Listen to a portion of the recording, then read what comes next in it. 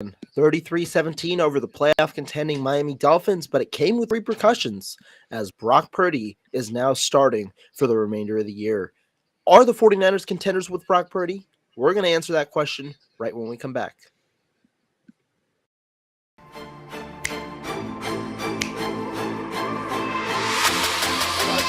Let's go get him. Let's go get him today, man. Let's go. Hey, dominate on 3. 1, 2, 3. Dominate.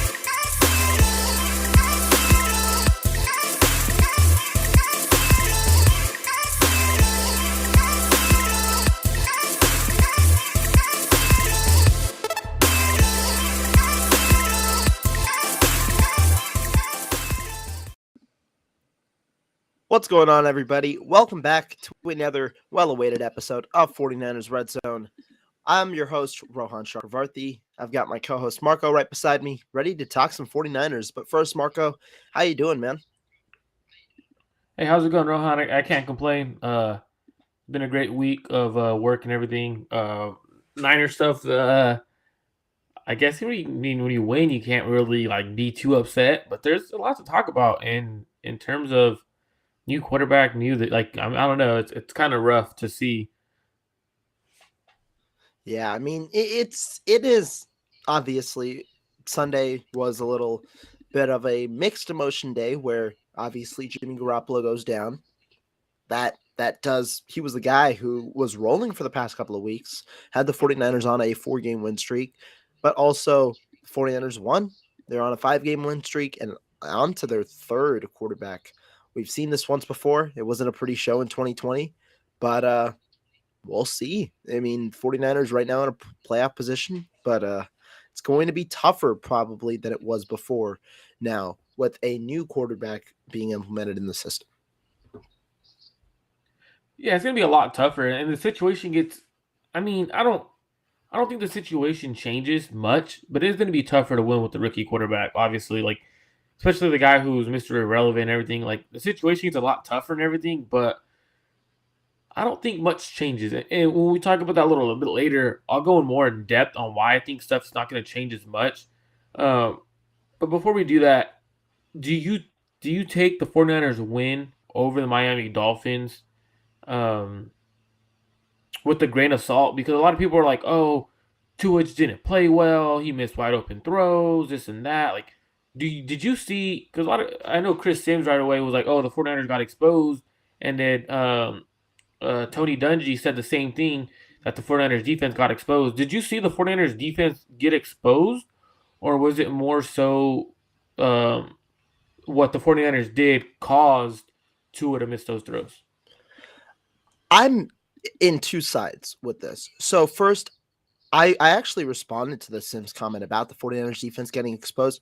I don't know if you say exposed in this situation because the 49ers defense did play well. You did see them cover pretty darn well over the middle of the field. However, I have to say this. Mike McDaniel did a hell of a job. I thought he called a hell of a game getting receivers open. That was the goal. Quick game, getting receivers open, and letting the receivers do the work. The receivers were open on several occasions. I'd say probably 7-8 times when I watched the film when Tua Tagovailoa missed the throw. Now, when we look at it overall, here's how I think of it. The 49ers pressured Tua Tagovailoa on, I believe, 10 of his 36 dropbacks. That's not that many. However, I'm not just looking at pressure when I'm talking about how did the 49ers impact Tua Tagovailoa. I'm looking at coverage. The 49ers covered Tua Tagovailoa. How? Making the windows smaller by taking away the middle of the field. That's what I thought they did pretty well, apart from a couple of fluke plays where there were some missed coverages. I thought they took away the middle of the field pretty well. I thought Fred Warner did a good job of doing that. And in doing that, it took away Tua's, I'm not going to say soft spot, but his most favorable location on the field. He has the ability to make several different throws, but it's tougher when the windows are tighter, when it's not in the location that he prefers. Mike McDaniel did a good job. I did think Tua had a poor game, but as for the grain of salt part, here's what I'll say. I don't take it with a grain of salt because teams do fail to execute. With the 49ers, when they fail to execute on offense, I don't say it's a grain of salt. I don't say the defense should take it with a grain of salt. I just think it's a failure to execute. And so I think I'm going to give the same treatment here to the Miami Dolphins, because in this instance, they were the ones who failed to execute. And to me, while I'm going to give the 49ers defense credit and the Miami Dolphins, obviously some discredit for failing to execute, I think the win still is a pretty strong win, because come playoff time, it doesn't matter how you win. It matters that you win. And to win over a playoff contending team, that's something that this team was tested and this team hadn't necessarily done recently in their win streak. A lot of people were saying they haven't beaten anybody. They haven't beaten anybody. Well, guess what? They just dominated a team that is going to make the playoffs. So that's how I view it. And I would agree with you because, like, I've seen obviously Chris Sims say that, and I was like, wait, what? Like, how did the team get exposed, yet the defense played how it normally plays, right? Like, there's usually, even when you watch the 49ers tape, there's usually normally guys running open.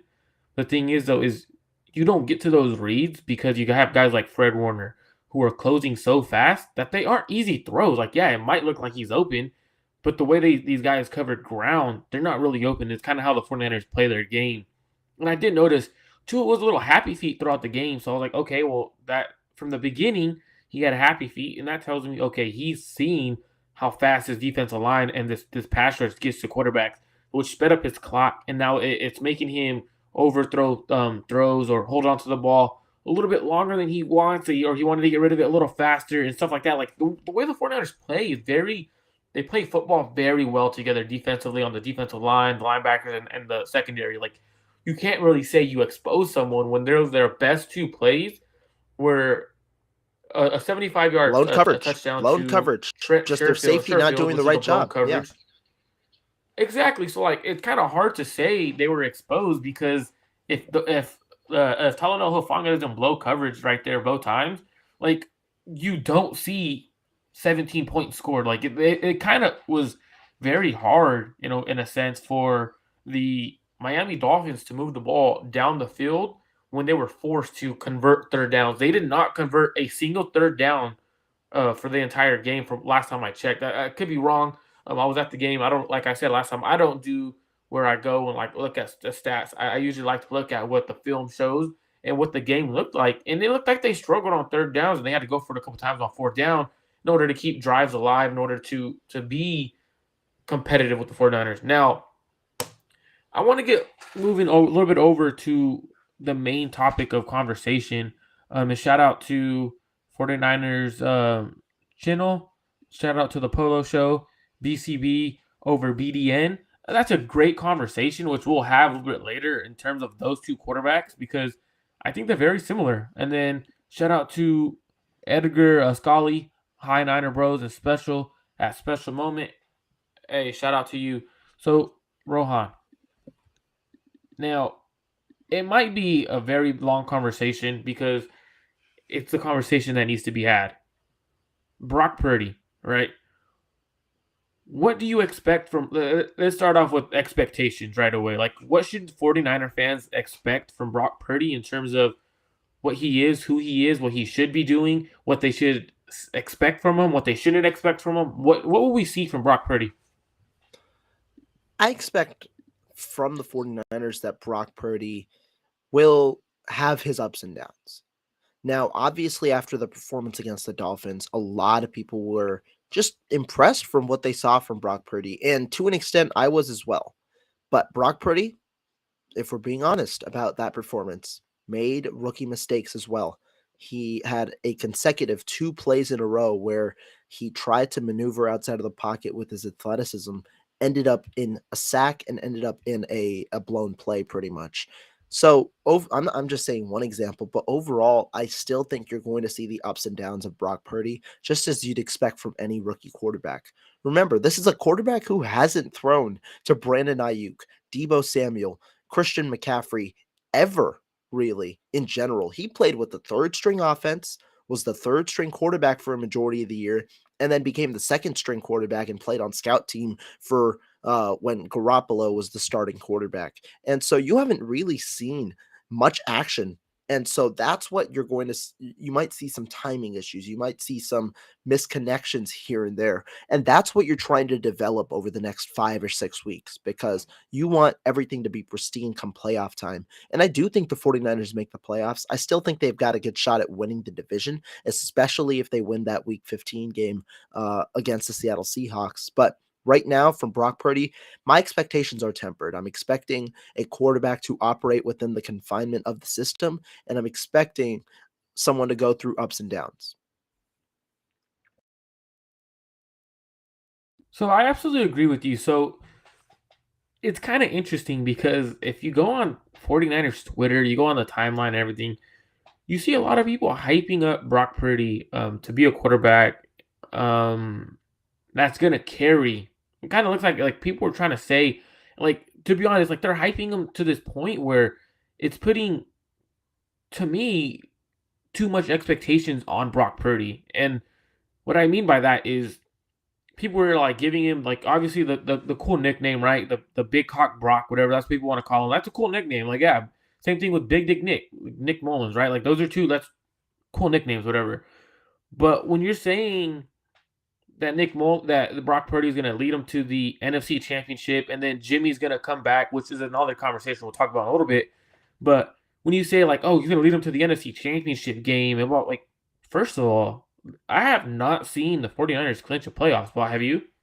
No. Like, for me, like the biggest thing is make the playoffs.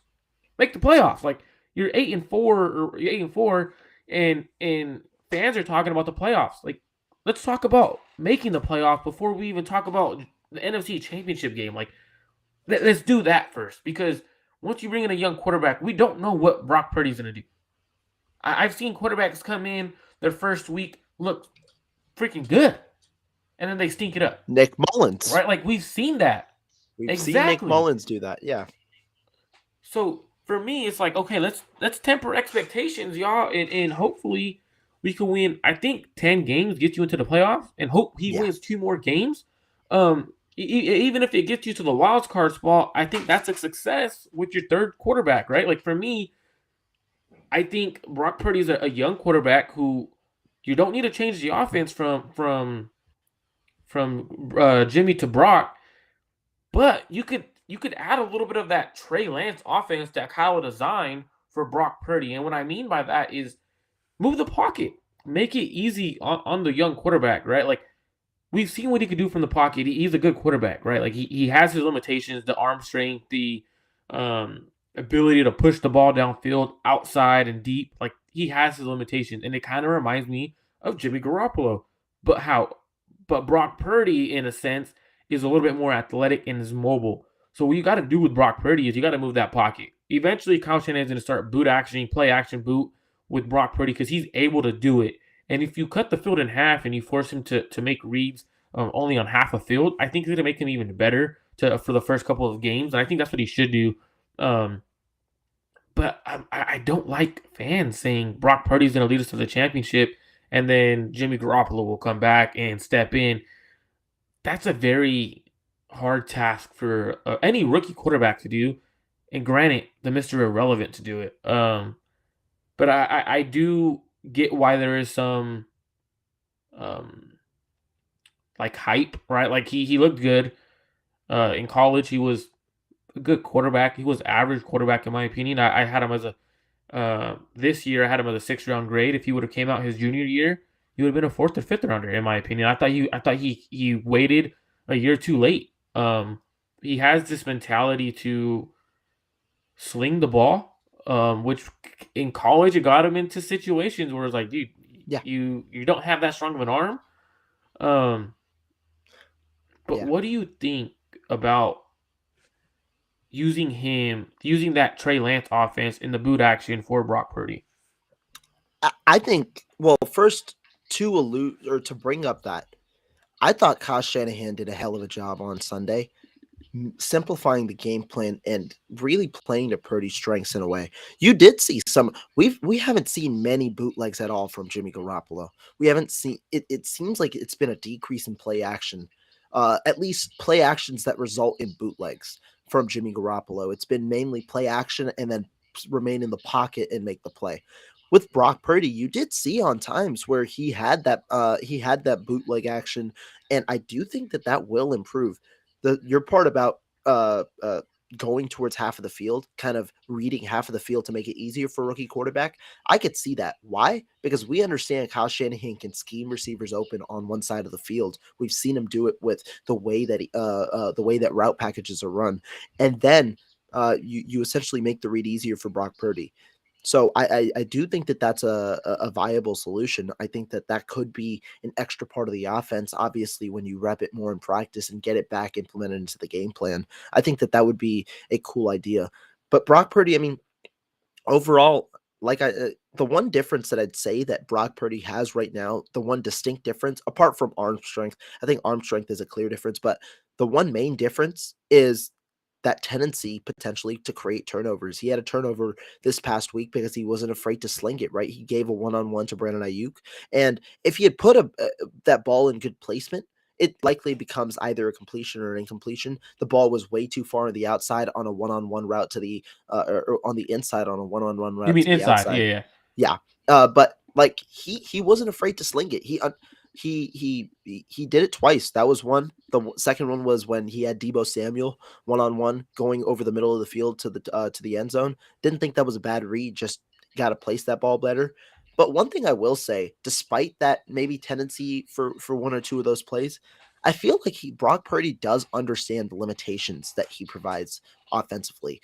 I did. You saw an increased amount of checkdowns. That's why Christian McCaffrey was the leading receiver with eight receptions for 80 yards on 10 targets. You saw the increased amount of checkdowns. Why? Because Brock Purdy understands that he understands his limitations, and he's able to get it to his players for them to make plays, which is what this 49ers offense is about.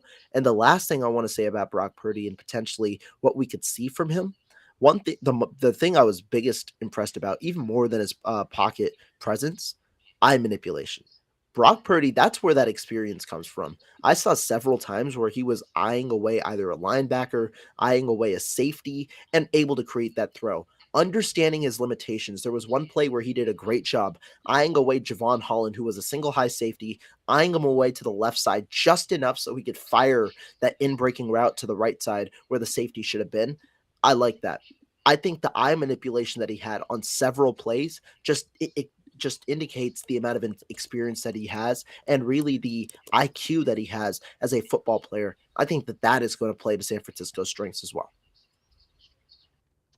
Yeah, when I seen, I'm not gonna lie. When I seen his eye movement, I thought his eye movement was a little bit better than Jimmy Garoppolo at right now. Like sometimes Jimmy Garoppolo struggles with that, and I shouldn't say better, but I think in terms of where he's at, the stage of their career, right? The young, and I'm comparing him to Jimmy Garoppolo because Jimmy Garoppolo, we've seen a lot more of him and everything. So I'm gonna compare him to Jimmy Garoppolo. I'm not gonna compare him to Trey Lance because people are gonna be like, well, you for me, it's hard to compare Trey Lance or to say Trey Lance is a bust or Trey Lance is this, Trey Lance is that, because we've only seen 3 to 4 games of him. Now we've seen what Trey Lance can make. We've seen throws he could make, but like I'm not going to go there yet, right? So what I've seen from his eye manipulation. So there was a backer in the A gap. He was as stacked as he was blitzing. They false a blitz, they drop him. So he's on the hash where Brock Purdy moves him was about near between the hash and the number. So he moved this linebacker a lot. And ended up making a nice throw over the middle. So you see the experience in terms of knowing what he wants to do with the ball. Like he knows what he wants to do. Now, the interception, I thought that was a good read in terms of they really weren't doing much. I thought Kyle could have helped them out with the route combination, kind of shitty route combination in a way. Because you only really have one route. It's really that vertical route. And I thought it was too flat. And that could be arm strength outside the numbers. It could be, I don't know what it was, but it was very flat. Like it was literally thrown to Howard. You got to have air under that ball and allow Brandon Ayuk to go up and go get that kind of thing. Now, what I did like about what Brock Purdy did was he recognized the blitzes. Like when they were blitzing him, he knew what he wanted. He knew what was coming. He slid the offensive line a certain way, and he knew who was coming free. He knew where his hot routes were, even to the point where the pass to George Kittle. That was a phenomenal pass. So I'm sitting next to a fan who was also on Twitter. I wish I would have got his name, but the first thing I looked over and I said, that was a ballsy throw. A hell of a throw. Because he was headed, so where I was sitting was he was headed, offense is headed this way, defense is facing, we're facing the offense as they're coming towards us, right? And you could see the blitz coming right down his face, freaking eye to eye with the linebacker, delivers an absolute dart to George Kittle. And I guess after the game, Kyle Shanahan said he audibled and told George Kittle, hey, change it, route up, blah, blah, blah. That's what you're going to do. They're sending a blitz at us, blah, blah, blah. And he delivered. Like, that's what you want to see from young quarterbacks. Actually, you want to see that from veterans, not just young quarterbacks. You want to see that from veterans. You hardly see a lot of veterans in the NFL make that. And he did. So, like, for me, I don't think the offense is going to drop too significant from Jimmy Garoppolo. I think they're going to regress in terms of defenses are going to force them to throw the ball even more, right? Like, I tweeted during the game that Kyle Shanahan's going to have to throw the ball a lot more than he wants this game. I mean, I guarantee you Kyle Shanahan wanted to run the ball against this team, but as soon as Brock Purdy came in, you could see what the Dolphins defense wanted to do. They wanted to take away the run and force Brock to throw the ball. And as soon as he did that, as soon as he started throwing the ball, you could see the defense kind of go out of whack because they weren't expecting Kyle Shanahan to throw the ball like that. He made stuff easy. So I think what Kyle Shanahan did, like you said earlier, was a phenomenal job. Now, there's a question in the chat that I want us to get to, and I think you might be know what I'm talking about. But it's from Polo, from Chris Polo. He goes, how much worse could Brock Purdy do than Jimmy in the playoffs? This is a very interesting question. I mean, obviously, thus far, we've seen how poorly Jimmy Garoppolo has played in the playoffs. And just going back to last year, right, when we talk about this strong stretch that Garoppolo has had this year, and I think he deserves credit for it, this past 4-game stretch, or apart from the Saints game, I think it was a 4-game stretch or whatever I'm mistaken. He's played very well, very good football. And the addition of Christian McCaffrey has certainly helped with that. But we've seen last year, Garoppolo had a good 8-game stretch when the 49ers went on their run. And after that stretch came the playoff time. Garoppolo did not perform well in the playoffs. So this is a very viable question. And the real answer right now is we don't know. Like, would Garoppolo play differently in the playoffs this year with an addition of Christian McCaffrey? We'd like to believe so, given the results we've seen in the regular season. But the answer is we really don't know. The only thing is Brock Purdy is a rookie quarterback who has never experienced that playoff caliber, that playoff kind of atmosphere, which does play into a factor. And we haven't really seen many rookie quarterbacks fare well in the playoffs when given that opportunity. I think there's a fair argument, right? Like, obviously the statistics show that Jimmy Garoppolo is one of the worst quarterbacks in the fourth quarter of the Super Bowl, and he struggled in the playoffs. So I mean, I guess there's a comparison, but people don't. It's kind of hard to say because people don't realize how much harder the playoffs get for any quarterback. It doesn't matter who it is, and it's why rookie quarterbacks haven't won a Super Bowl and then they don't have success, getting there and winning it, right? Because once you get to the playoffs, defensive coordinators do things that you've never seen before. They make things a lot harder. They make throws a lot harder. The speed is faster because these are actually the best teams in the NFL. Everyone's the best of the best at this point. So, I mean, I think you can't get much worse because Jimmy was, statistically, he was one of the worst fourth quarter quarterbacks in the playoffs. But I think the way Jimmy was playing, it's kind of hard to say. You can't say that he's going to struggle, but you also can't say that he was going to be much better than what he has been. It was kind of let's wait and see kind of moment. So that's where it's like, man, it kind of hurts to see. But I think the 49ers are going to ride with Brock Purdy the entire way. I think, and this is Jimmy Garoppolo topic's going to come up since the Polo show. Shout out to Chris Polo. Asked the question: do you think Jimmy Garoppolo comes back? Now, this is obviously going to be at the forefront of many 49er fan mind over the next few weeks. And it's obviously interesting because we've heard now this isn't the first quarterback, right, that's been injured. This is the second one. So we have the Trey Lance talk where we've seen Kyle Shanahan now kind of divert his thought process. We saw the Tim Kawakami quote where he told Kyle Shanahan, if he's available, then hell yeah, it'd be great to see him play. But he hasn't been told by doctors that would happen. Uncertainty there. Then we see the new news with Jimmy Garoppolo.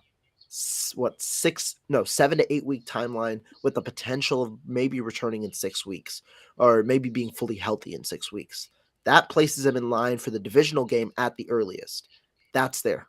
So we have these two timelines on top of a rookie quarterback playing the next 6 games and pretty much having the chemistry over these next 6 games with the receivers.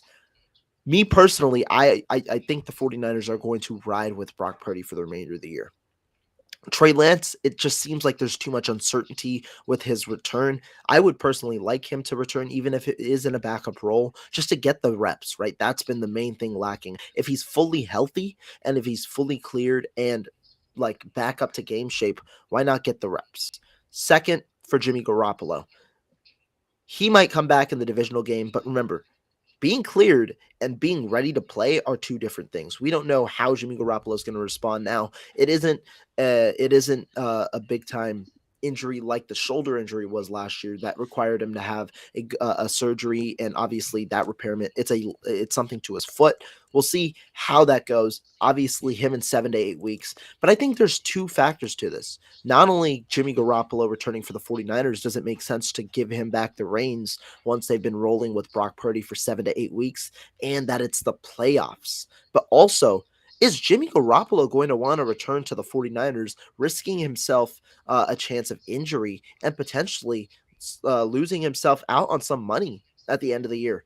This is great news for Garoppolo that he has the 7 to 8 week timeline. Why? Because last offseason, when he wanted to move from the 49ers, he didn't have the chance because he was recovering and teams could not see that he was fully cleared, fully healthy, and he was recovering overall. And so that's why he wasn't moved, because teams just didn't want to converge on a quarterback that had too many question marks injury-wise at the time. This time, though, Garoppolo is going to be fully healthy come the offseason. He is going to be able to showcase his talents if needed, but he's going to be fully healthy. And this is not a shoulder injury. This is a leg injury. It doesn't impact his throwing. He's not a mobile quarterback anyway, so it doesn't impact his pocket mobility as much. To me, this is great for Jimmy Garoppolo. Is he going to want to try and concede that for the chance to win a Super Bowl and come back and potentially push it where he could re-aggravate the injury or get himself injured another way? We don't know. So those are the two dilemmas. I think there's too much uncertainty in both situations to where you roll with Brock Purdy for the next 7 to 8 games and wherever the 49ers do end up going, if so, after that. No, I absolutely agree. So, like, for me, I thought it was funny because, like, as soon as everyone saw that the timeline changed, right? Like, at first it was reported that he was out for the year with the list rank injury, whatever they call the injury's name is, and then they're like, "Oh no, never mind, 7 to 8 weeks injury." Like, bro, he ain't come back. I'm sorry, he ain't coming back. Like, think about it. Like, right, last year he loses out on a lot of money or in a trade, which probably would have guaranteed him more money. But then an injury to the offseason, his shoulder surgery kind of like altered that. And then now, if he comes back, he stinks it up in the playoffs. Like, right, hey, what he just put on tape was phenomenal. That was the best season he's had yet. Didn't turn the ball over, looked sharp. Like, that's the best season I've seen of Jimmy Garoppolo. Now, why come back, risk another injury to that foot? Like, people don't realize foot injuries are kind of tricky. Like, your bone heals and it feels good, and the next thing you know, a big guy lands on it and it's broken again. Like, we've seen people with foot injuries and they constantly are having to rehab them and get back right. Like, if you don't let it heal right, it's never gonna heal right. So for me, I think it was interesting. And then Kyle Shanahan comes out and is like, "Well, it's 7 to 8 weeks until it's healed, not till we could play." And I'm like, "Yeah, yeah." More so, just, you know what? Just tell the fan base and tell the fans, "Hey, sorry guys, 7 to 8 weeks means Don Yee and Jimmy Garoppolo were shutting himself down. The Don Yee is the agent of Jimmy Garoppolo. It kind of sounds like Don Yee is going to shut him down, right? Like, why play? Hey, why play yourself, man? Get yourself hurt. You're 30 years old. Especially when we know Jimmy Garoppolo does not like surgery. It's something he really wants to avoid in all circumstances. So if he has the chance to re-aggravate because he's not going through surgery, if he has the chance to re-aggravate the injury or potentially get injured in another way that costs him in his future, I don't know if he takes that. And I mean, I would not be opposed to Jimmy Garoppolo not taking that. Like, I want to do what's best for the player. I personally, you want to see every player succeed. I don't care how much you like Jimmy Garoppolo. Jimmy Garoppolo is going to get some money this offseason, and he deserves it based on how he's played this year. I'd like to see him get that money. And I absolutely agree. Like, that's why I thought it was hilarious when fans saw that they're like, "Oh, he's coming back. Gotta guarantee he's coming back." No, first of all, 7-8 weeks puts you around the divisional round. That's saying the Niners get there, right? Like, that's saying they get That's there. why there's so much uncertainty with the topic right now. Just so much. Because we don't know. First of all, they haven't clinched a playoff spot. They could falter in the next 6 weeks. Second of all, they're going to have to win a playoff game because they're not going to get a top 2 seed. Third, once you get there, what's the situation? Who's going to be available at quarterback? Are the 49ers going to have IR spots available? Are they going to place Jimmy Garoppolo in IR? Still so many unanswered questions because remember, they only have two players or 2 spots left for players to be designated for injured return or injured reserve. The return from injured reserve, that is. Elijah Mitchell and Javon Kinlaw are 2 players that are expected to return this year and would be beneficial to the team. Kyle Shanahan has said Javon Kinlaw is very close to returning on a couple of instances. Obviously, that depends on his recovery and whether there's any setbacks. It seems, though, as if they expect to use one of those spots on Javon Kinlaw. And barring unforeseen circumstances, you'd expect the second one to go to Elijah Mitchell. So it leads to some discussion. I'll let you handle this one. Go for it. I mean, I ain't saying nothing, but I absolutely effing agree, right? To be honest, so TC says, to be honest with you, it's crazy that everyone wants to rush Jimmy back next week, but Lance is different. Everyone turns their backs to Trevor Lawrence, or Trey Lance, number 5. Well, I'll give you a reason why the 49ers shouldn't rush Trey Lance back and why fans should want Jimmy Garoppolo to be rushed back. So I texted a couple people this. I was like, well, like they asked me, like, oh, why not? I'm like, dude, like, think about it.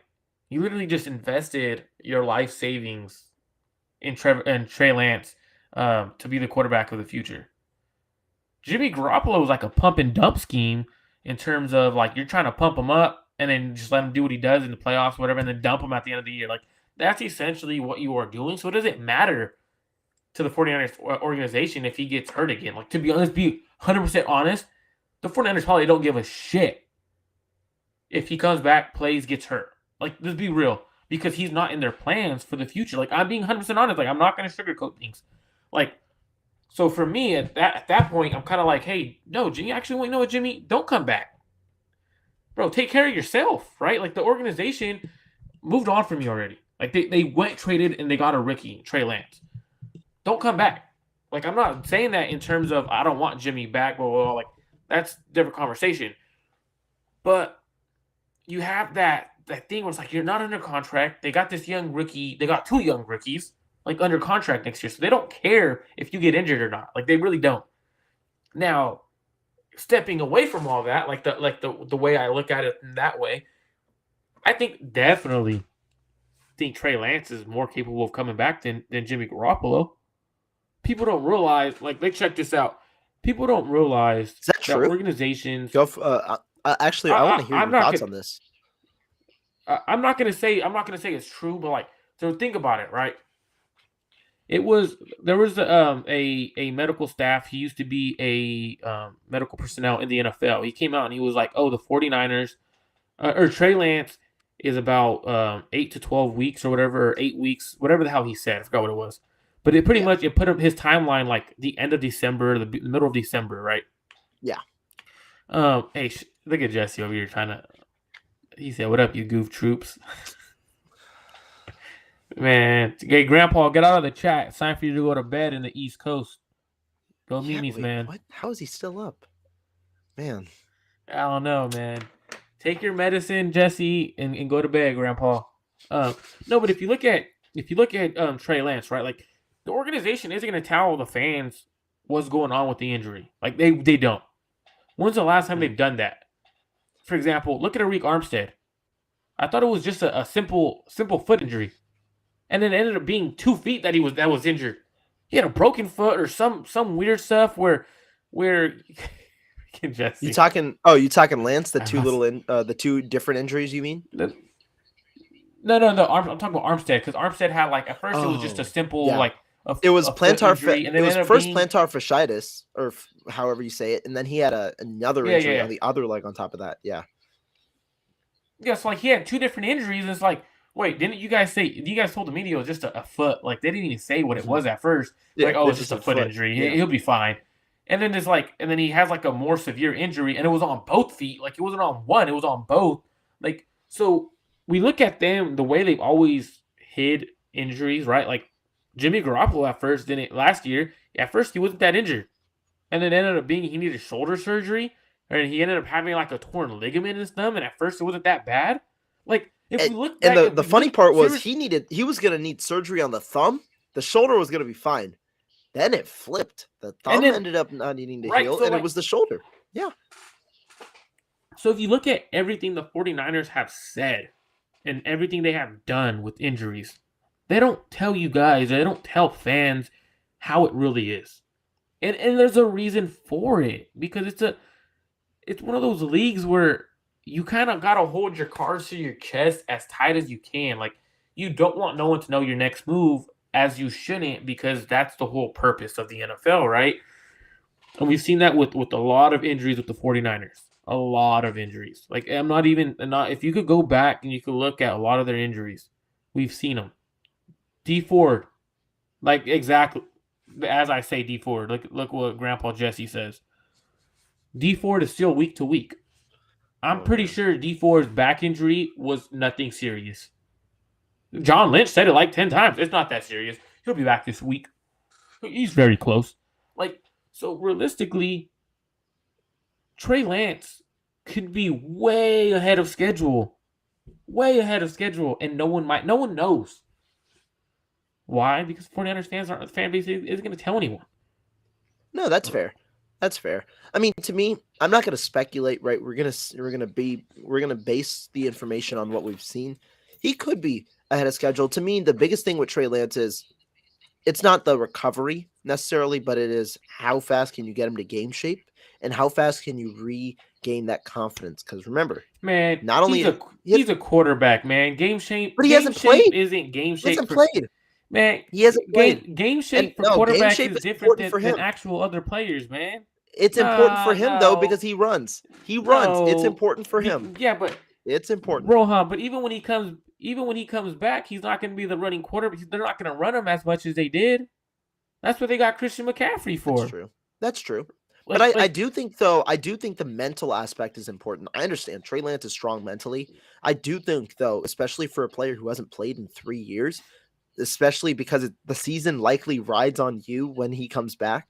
I think that they need to make sure that is 100% before they put him on that field. Man, the season isn't as big of the pressure as the franchise riding on him, right? Like the season riding on his shoulders isn't as big as the franchise. So that's why people are like, when they say pressure, man, the moment this season ends, there's way more pressure on Trey Lance than if he was to come back this week and have to take the Niners. I think that's fair.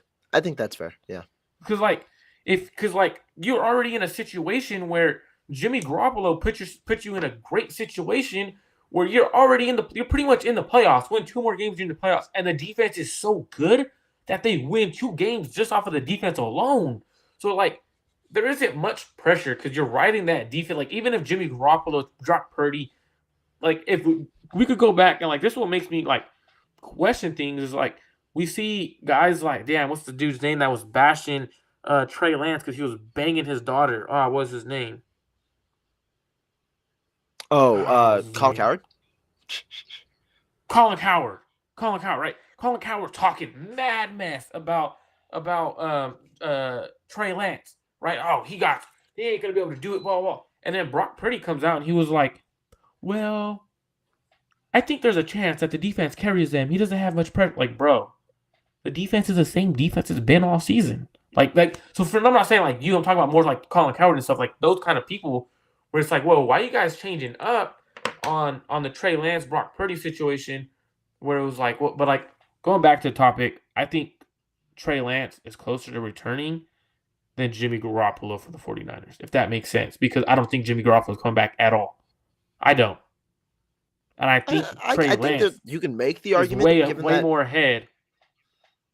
Okay. He's way more ahead than everyone thinks. Okay. You heard it here first. You heard it here.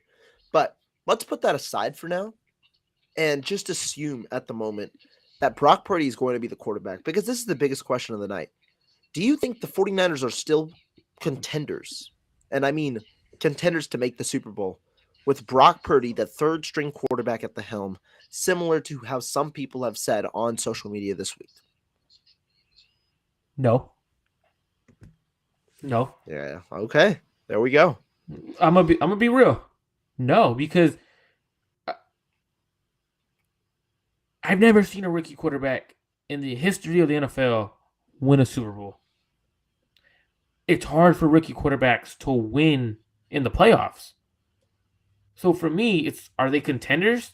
Their defense is an elite championship level defense. Now the quarterback situation is where it's gonna bite them in the butt. Now, for me, I hope Brock Purdy makes me eat my words. I really do. Because if that happens, that means the 49ers are winning a Super Bowl. Or in the Super Bowl or in the NFC Championship. But I don't see that happening.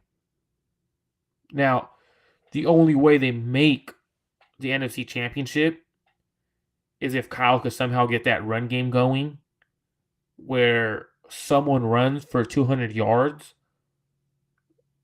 against a very good defense, because somehow the 49ers are going to have to get by a very good defense to get into the NFC Championship. Now, that's where Brock Purdy is going to have to either beat out one of the better quarterbacks. He's going to have to beat out Tom Brady. He's going to have to beat out Dak Prescott. He's going to have to beat out possibly Jalen Hurts in the NFC Championship, or Kirk Cousins. Those are all better quarterbacks than Brock Purdy at the moment. So for me, it's kind of hard to say that Brock Purdy could lead or the 49ers are a contending team with Brock Purdy. Now, are they a contending team? Are they a playoff team with Brock Purdy? Yes, because I see them winning 2 more games. But that doesn't say much, if that makes sense. Like, it's hard because this was a legit Super Bowl caliber roster that got hit with the injury bug at the main position you need to win a Super Bowl at quarterback. So that is why they are not a contender with Brock Purdy. Yeah, this is tough. I said, even without Brock Purdy, that my initial prediction was the 49ers making the Super Bowl and then losing. Now I find it hard to envision the 49ers making the Super Bowl. And I think you outlined a good amount of reasoning. This year is tough. There are a good amount of teams. And what if we've learned anything in this year, it's a week-to-week league. It doesn't matter what happened last week. It doesn't matter what happened the week before. There are teams that are every team, in my opinion, or almost every team, is prone to losing. Prone to losing a certain game.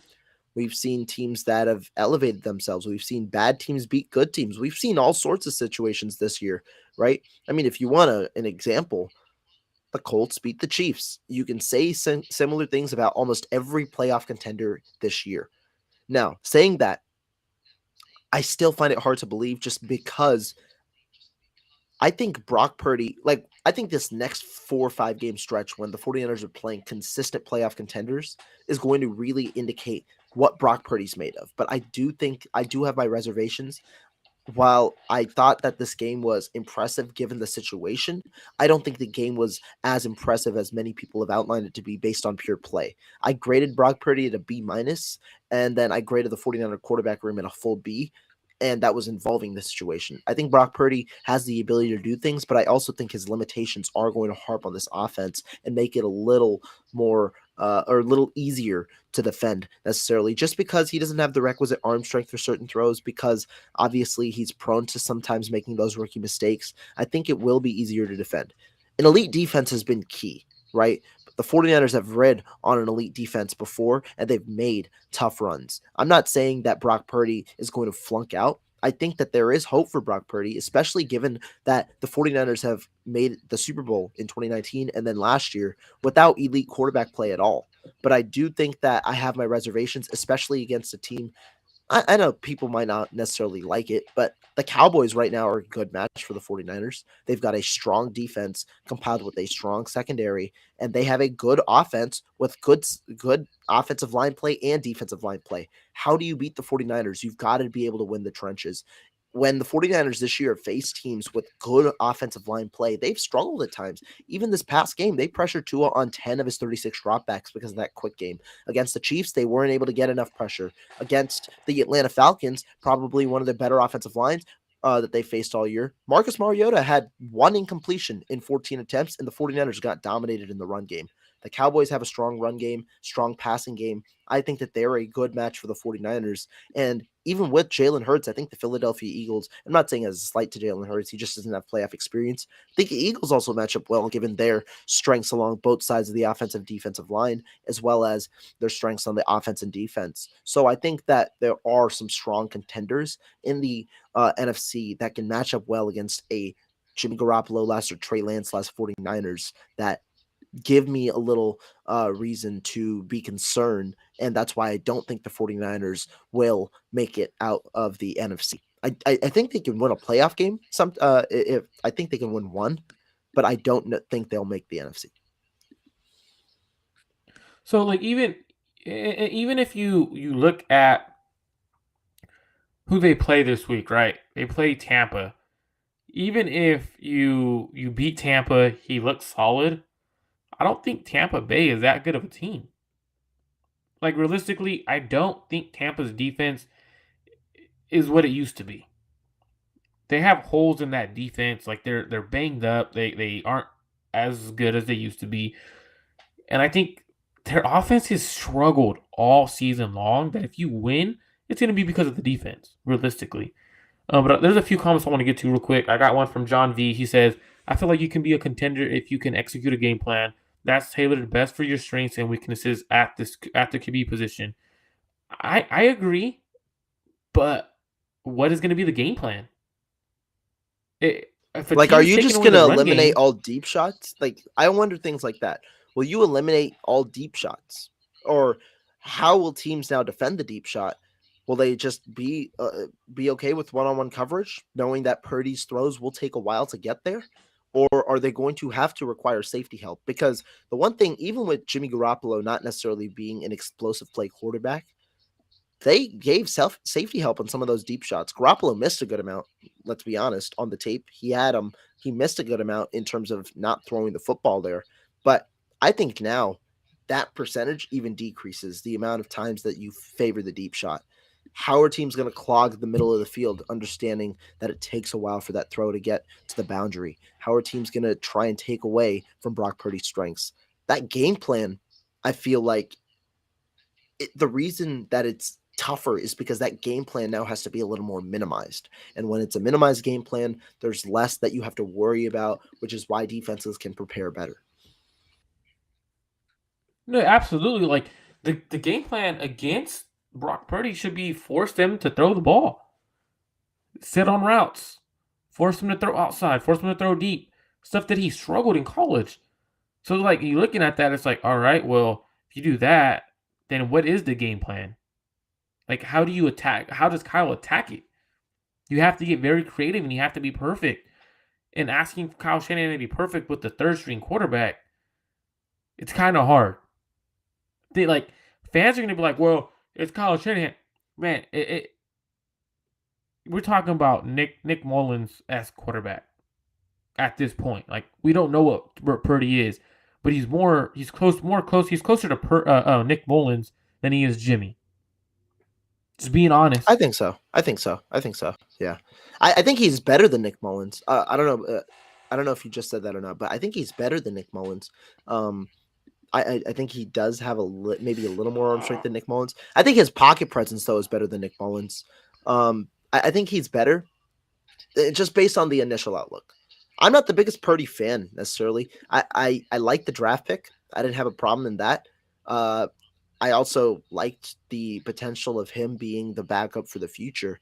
But I thought he was the third best quarterback in training camp, just objectively speaking, because of what I saw from Nate Sudfeld and and Trey Lance. That's not like Nate Sudfeld was some second becoming of like Jesus or anything. He was just, in my opinion, the better quarterback. And so to me, I wonder how it is. And I also wonder, not trying to get back to the topic, if there is an urgency to bring back one of the two starting quarterbacks if Purdy begins to falter as the season goes along. So that's a very good question. Is if they start to struggle, do they rush someone back? Do they convince someone, or does Jimmy Garoppolo get convinced, or does his ankle or foot heal faster than it should, or do they go to Trey Lance and say, "Hey, we're wondering, would you be willing to try to push back? We get it. If you do get re-injured, you have all off season until August, pretty much until August to get ready." Like, do they do it? I don't know. Now this is a great comment by Emiliano O. He goes, "Wonder if Purdy struggles." Or actually, you just read this one, right? Oh, I haven't read the comment. No. But he essentially similar comment to what it's a similar topic. If Purdy struggles, concerning Lance starts changing, and they're like, "We asked Trey to start," essentially bringing back the idea that Lance could come back.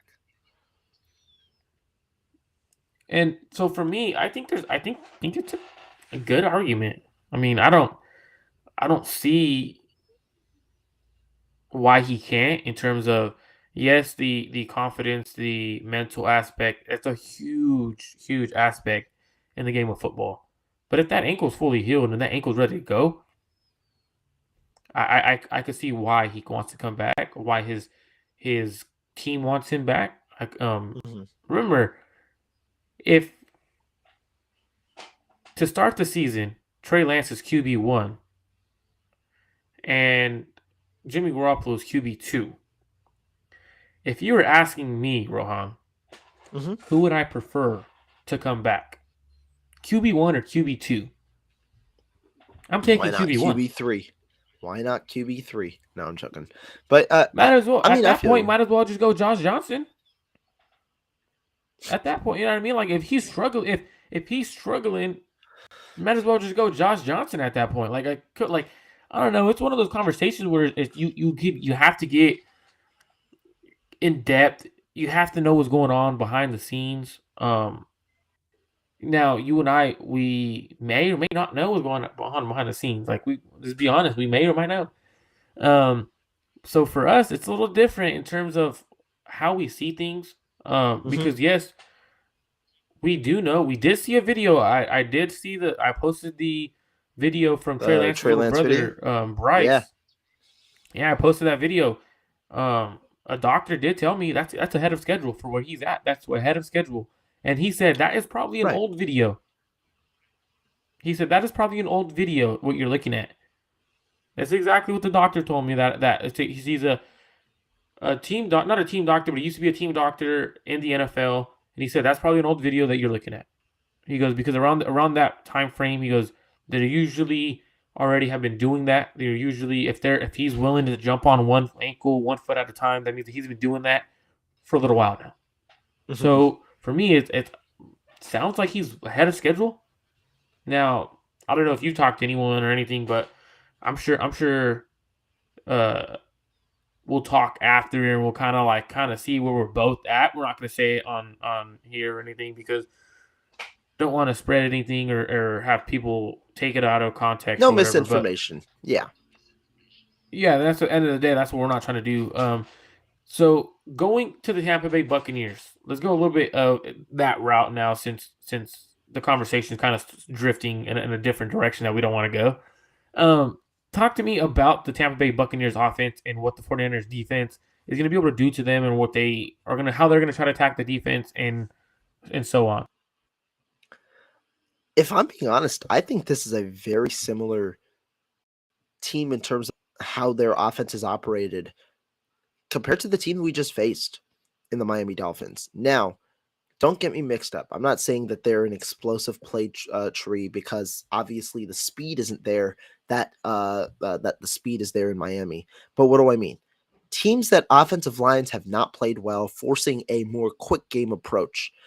The difference: Miami has a ton of yak and explosive play opportunities, which is why Tua Tagovailoa is at 9.1 yards per attempt, whereas Tampa Bay doesn't necessarily have that, which is why Tom Brady's yards per attempt is much lower. I believe in the in the 7 range, somewhere in there, a below average kind of area. So to me, how does the 49ers defense approach? I think it's a similar approach.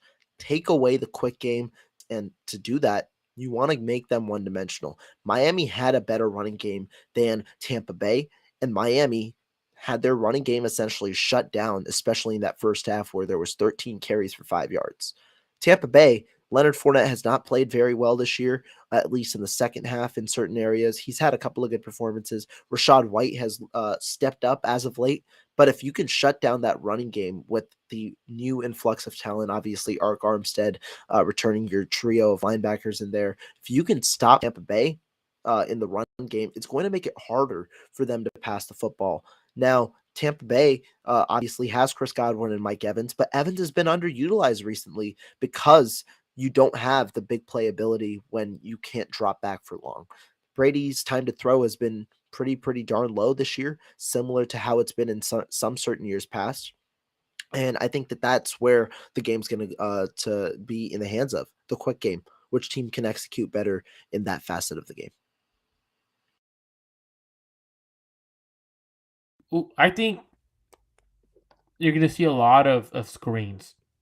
Something Tom Brady loves to do. He loves to throw screens, tight end screens, screens to the running back Rachaad White, who was a very good receiving back, actually. So you're going to see what kind of a style of attack that's going to try to slow the defensive line down. Like, you really have to slow that D line down, especially with a backup tackle in place for Tristan Wirfs. So if you do that, you could hit Bosa with a couple of screens where he's coming upfield and you take off. You could kind of get the Niners in a spot they don't want to be in. They don't like to be screened. And now I think the 49ers have the Tampa Bay Buccaneers have weapons that match up well with the 49ers. And what I mean by that is they have Mike Evans, who, if you put on Denominator Lenore, who is a smaller corner, hey, that's a 50-50 ball I'm willing to take. I'm willing to take that 50-50 ball with Mike Evans. Chris Godwin. I'm willing to take Chris Godwin, bigger size guy, in the slot against a guy like Jimmy Ward. Good route runner, bigger guy. Hey, that's very, even Julio Jones. You know, Julio Jones is a guy that beat the 49ers by himself with Atlanta. So, I mean, they have guys, right? They have dudes. Now, it's a matter of, will the 49ers clean up the screen game on defense? If they do that, they are going to wreck the defense. Now, the only problem is they're going up against a defensive coordinator in Todd Bowles, who arguably disguises looks better than most defensive coordinators. He knows how to disguise looks. Yeah, he's been a pretty solid DC. Yeah, I agree. Yeah. He knows how to change things up. He knows how to get you out of your game plan. They have a good run defense still. If they take away the Niners' run game early and you force Brock Purdy to throw the ball a lot, it's gonna go into a game plan where, if I'm Todd Bowles, I'm like, hey, force Purdy to beat us, because I'm gonna take Tom Brady over Purdy. That's what I would do if I was Todd Bowles. And I really do believe this is going to be a game that the 49ers let slip. I've said this was going to be a game that they lose. And I'm going to stick That's to it only interesting. I didn't because think you'd have the opinion because I actually was when we got to the when we got to the prediction at the end of the video, I actually had this as a loss as well. Did not think you were going to share that with me. Yeah, if you look at it, man, like we've never seen Tom Brady lose to a rookie quarterback. Rookie quarterbacks are 0-6 against Tom Brady. Mm-hmm. Now, I'm going to bet on Tom Brady going up against the 49ers who supposedly passed on him. That's going to light a fire under his ass. You really think he's going to allow his offensive line to get whooped on? Hell no. If they really pass on him, he's going to do everything he can to take it to the 49ers. Talking about how his parents still live in the Bay Area, how they still live right there, and he grew up. Talked about it today. Really, like, come on, man. Like, we're talking about Tom Brady, the best to ever do it. And I'm going to take it. I know I'm a Niner fan, but I'm not betting against Tom Brady. Hey, Bosa could try to hunt him. Bosa's an animal. Defensive player of the year. But last time Bosa tried hunting Patrick Mahomes, what did Patrick Mahomes hit him with? Screens. Same thing Tom Brady's going to do. Right? Like, Tom Brady saw that game. He's watching it probably right now saying, okay, Rachaad White, I want you to run screens just like Jerick McKinnon. You're going to act like you're going to block Nick Bosa. You're going to act like you're going to chip him, and then you're going to go into the flat, and you're going to screen our way out of this. I mean, to me, I think it's one of those games where actually I think the Tampa Bay Buccaneers match up very well with the 49ers, especially because it's Brock Purdy. Yeah, I mean, I think that that's fair. I do think that that's a good assessment, which is why I don't think this is going to be an extremely high-scoring game. When we've seen the Tampa Bay Buccaneers, some of their wins have been pretty gritty wins where they've been able to grit it out. I mean, you talk about last week where they win pretty much in the last second. The week before, they lost by 6, one-score game. They won 2 straight one-score games, one against the Rams, 16-13, and then I believe against the Seahawks, 21-16. I think their last 5 or 6 games have been within one score. It's been pretty gritty games, and some of them they've been able to pull out. Tom Brady has done a good job, and offensively, they don't need much. What do you need? You essentially need one touchdown, probably one field goal, and then one defensive turnover that can result in another score. That's what not the Patriots, sorry. The Buccaneers are likely banking on. You get to 17 points, they might be able to win this game. I think the score might be like 17-13, 17-14, 17-16, somewhere around there because of how the Buccaneer defense can be. And given that it is going to be Brock Purdy's first start, you got to see him for the full game. He's got to be able to be prepared for the full game. But anything can happen. Like I said, the NFL is a week-to-week league. 49ers on a 5-game winning streak, and Purdy has shown that he has won a game this year. Man, Tom Brady's the same Tom Brady we've seen in a long time. I don't care what anyone says. Tom Brady's it's Tom just Brady. A different alignment of players, right? Offensive line hasn't been as good, which means he doesn't have that explosive playability compared to years past. But we'll see. We'll see. Man, Tom Brady, it's going to be a fun game. Tom Brady's arm strength is still there. His mobility's never been great. I mean, he's 16 touchdowns to 3 interceptions. People acting like Tom Brady is stinking it up. Like, they really are. Like, people are speaking on Tom Brady, like, to be honest with you, like he is terrible. He's still completing 66% of his passes. He's thrown for 3,300 and something yards. He's 16 touchdowns to 3 interceptions ratio. He doesn't turn the ball over. Like, it's all a matter of what the Buccaneers offensive line shows up. To be honest, that's literally what it is. Because there's games where they keep him clean, and he looks really, really fantastic. And then there's games where they can't block anyone. Mm-hmm. I've seen him this year. He's put up. He's had a 31-point game. He's put up. I mean, the offensive line struggled a lot more this year, where he's winning games 17-16, or he's, you know what I mean. But to be honest, the Buccaneers are a team I don't care who it is. If Tom Brady's on the other side, they're a team. If they get into the playoffs, they could win it all. Only because Tom Brady's on that side, right? Like, it does not matter. TB12 is on that side, so you have to give him the respect he has. 6 Super Bowl rings, the greatest to ever do it. Like, you have to, like, there's a certain respect for certain players. For example, like Aaron Donald, right? Like, he could wreck a game plan.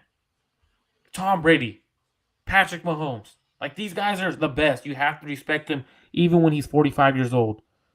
People were talking about Brady the same way they did last season. Remember that one? Exactly. That was the funny part. That was the time when he was about to come to the 49ers. That talk happened. And then the 49ers, he ended up choosing the Buccaneers instead. And the crazy part is a lot of the 49er fans were pissed when it came out. Mm-hmm. Pissed. Like, they were like, how could you pass on Tom Brady? Man, Tom Brady is going to eat. He knows. He remembers. And I guarantee you, he probably has something up his sleeve in terms of giving them a FU or a way that they send the 49ers a message after the game if he wins. They guarantee you. There's a way. With Tom Brady on the topic, I want to ask you this quick question. Is Tom Brady the quarterback in 2023 No. for the 49ers? No. I answered it before you could ask. I knew where you're going. What if I said the Jaguars? No. He still no. I get why fans or like why people like kind of bring it up. Like, obviously he's a free agent or whatever the case may be, and he wants to play for the 49ers. Like, that's his career goal or whatever. But, like, how much is he?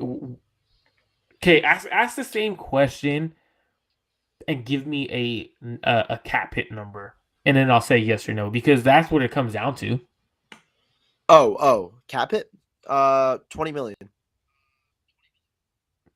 No. Which would be $5 million less than this year, because he's on a 25 this year. Yeah, no. You don't think so? Okay. No, because like you still have to extend Nick Bosa. You got to probably restructure Christian McCaffrey's contract, make his money a little bit of guaranteed money there. You got to probably find a right tackle or a draft one. If they end up extending Mike McGlinchey, you got money there. You kind of have to see if Jimmy Ward's going to come back or not, which they might not bring him back, which it sounds like they haven't even spoke contract extension with him. Mm-hmm. You got guys like Charles Omenihu that you might want to extend. So do you bring in an aging quarterback who is known as the greatest quarterback of all time, or at $20 million, or do you extend other pieces and your team is ready for a deeper run? Brady could come in as the backup to Jimmy G so he can sit and learn for a season, which is with this system. Yeah, I mean, that's essentially what you got to do, because this is the hardest system to learn in any offense. Like, so you would have to have Tom Brady sit a year in order for it to work. Yeah, but I mean, seriously, I do agree. I've said my thoughts on the Tom Brady, Aaron Rodgers talk. I think Aaron Rodgers is a definite no with that option bonus of $58.3 million. I don't think that's like way out of the realm. Tom Brady is interesting because he's a free agent, but again, what I always go back to is why was the reason the 49ers made the quarterback change?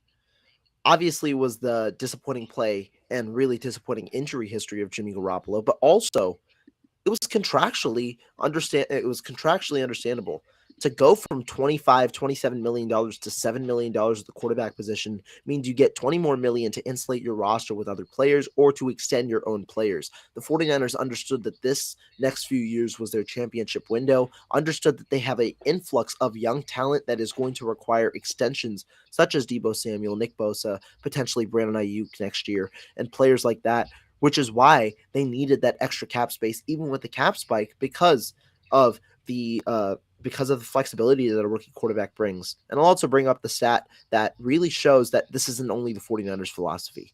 In the last 5 years, like I've said before, every single Super Bowl has had at least one team with a rookie quarterback on a rookie contract. The importance of that rookie contract is because you want to build the best possible team around that quarterback. When you make that quarterback pay 27 or get that quarterback 27-30 million, you're taking away money where you could add to depth, where you could add to frontline starters and things like that, which is why rosters then become harder to construct. So I think that that's one of the primary reasons why the 49ers did select Trey Lance and why they're going to continue with him at the quarterback position in 2022. But the main thing I will say, I think it's important to bring in a backup. I know you like Jacoby Brissett. I know I like Jacoby Brissett. Could be a good option. Yeah, and I think at the end of the day, you want a backup that has the experience or like kind of like that leadership in a way. People bash on Jacoby Brissett because he's a guy who hasn't been able to stick on a roster and be a starter.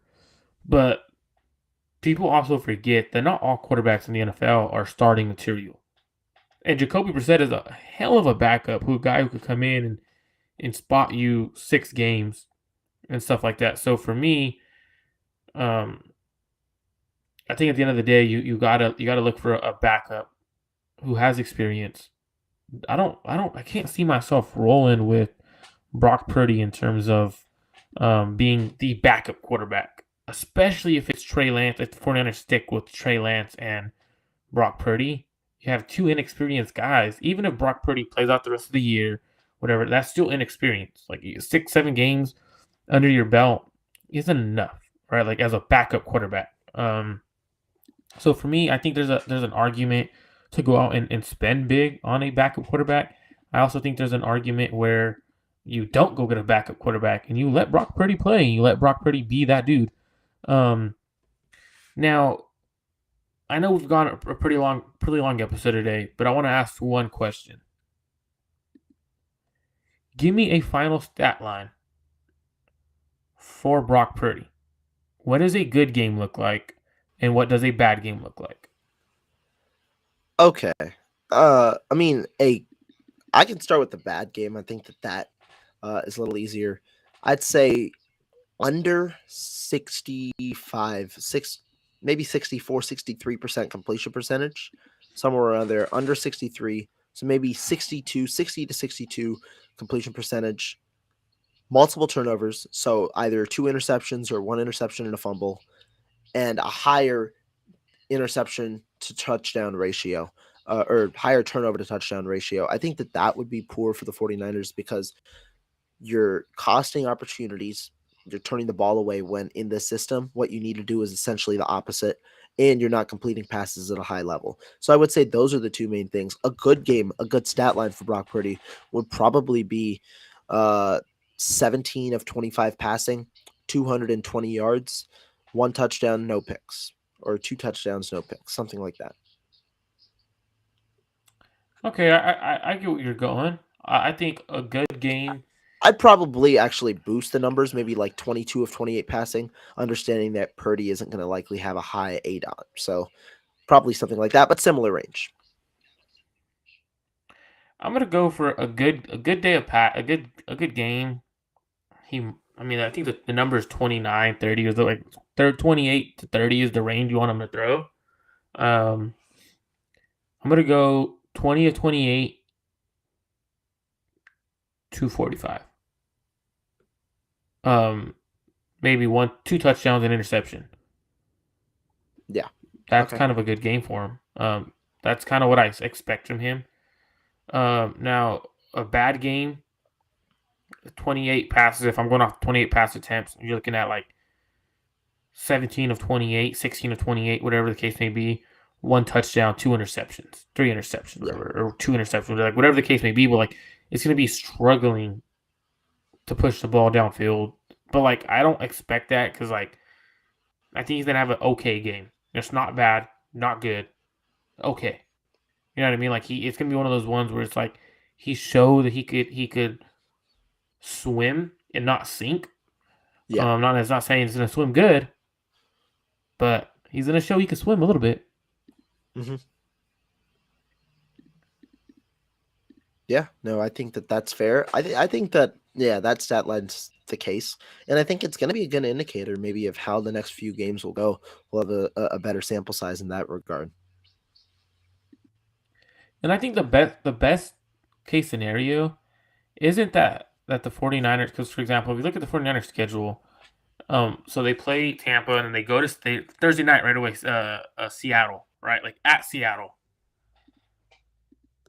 Like imagine if the 49ers lose back-to-back weeks.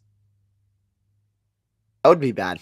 That would be very bad because the Seahawks, right? They're one game behind the 49ers, I believe. And that would also, if they lose to Seattle, that would take away their advantage over Seattle. Right now, the Seattle Seahawks play the Carolina Panthers this week. They are one game behind. That would put them at 8-5. The 49ers lose this week. They're 8-5 as well. Then if Seattle beats the 49ers, Seattle has a one-game advantage, and there's no tiebreaker. So the 49ers would have to likely get one game ahead of Seattle or find a way to win in whatever the next tiebreaker is. And that's which the I crazy believe is part, common 'cause games. Yeah.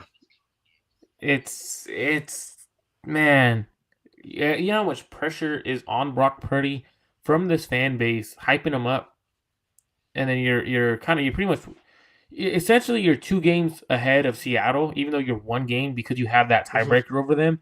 But when you play them in a week, it doesn't even matter at that point. Like that extra game doesn't matter because you have to beat them again. And you're putting it's a difficult situation for Brock Purdy to be in, man, because if he goes out and loses this game or the 49ers lose this game, it's a must-win game in Seattle. Your second career start in Seattle. That is rough. That's rough. Yeah. And No, I think that's a tough. That would be tough. great For sure. I think that's a great spot to end it, though, Rohan, because it's kind of talking like, like we're going a little further. But we had a hell of an episode. Thank you, everyone, for tuning in. We had a lot of people in the chat. We got John V, Cowboy Angel. We had James Parsons. We had the Polo Show. Shout out to you, Chris. Support you, man. Chris Smith. We had Emiliano. We had, I think we had a couple other there. TC, 49ers Minded. We appreciate you all. Thank you guys all for tuning in. Me and Rohan had a hell of a show. I appreciate you, Rohan, for coming on and being able to do this last minute when I texted my bad man. We good. Great show. I appreciate it. Like Marco said, everybody who tuned into today's episode, we will be back soon, but we'll see you guys next time.